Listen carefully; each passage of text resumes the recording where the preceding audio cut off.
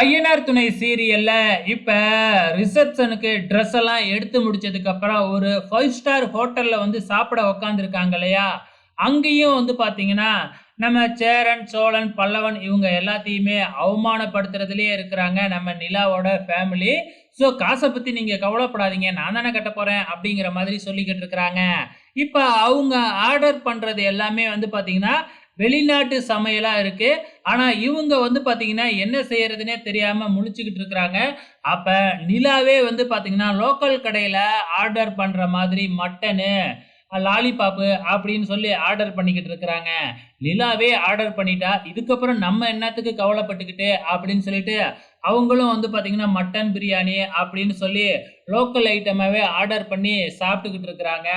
So இதெல்லாம் பார்த்துட்டு வந்து பார்த்தீங்கன்னா, இந்த நிலாவோட அம்மாவுக்கு என்ன எல்லாம் இப்படி இருக்கிறாங்க அப்படிங்கிற மாதிரி பேசுறாங்க.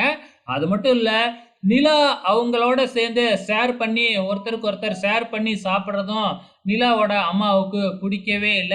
அதுக்கப்புறம் ரிசப்ஷனுக்கு உங்க சைட்ல இருந்து ஆளுங்களெல்லாம் கூட்டிக்கிட்டு வாங்க அப்படின்னு சொல்லி சொல்றாங்க.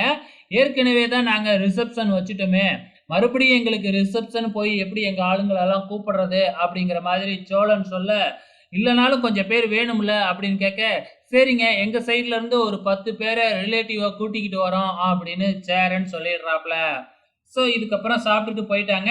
அதுக்கப்புறம் என்ன, நம்ம பாண்டியும், சோழனும் நேரா வானதியோட வீட்டுக்கு போயி, வானதியோட ஃபேமிலி ரிசப்ஷனுக்கு வாங்க அப்படின்னு சொல்லி கூப்பிடுறாங்க.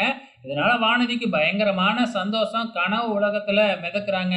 இந்த பக்கம் என்னடான்னா, நம்ம சேரன் வந்து நேரா கார்த்திகாவோட வீட்டுக்கு தான் போறாங்க. ஸோ அங்க கார்த்திகாவோட அம்மா உட்கார்ந்துருக்கிறாங்க.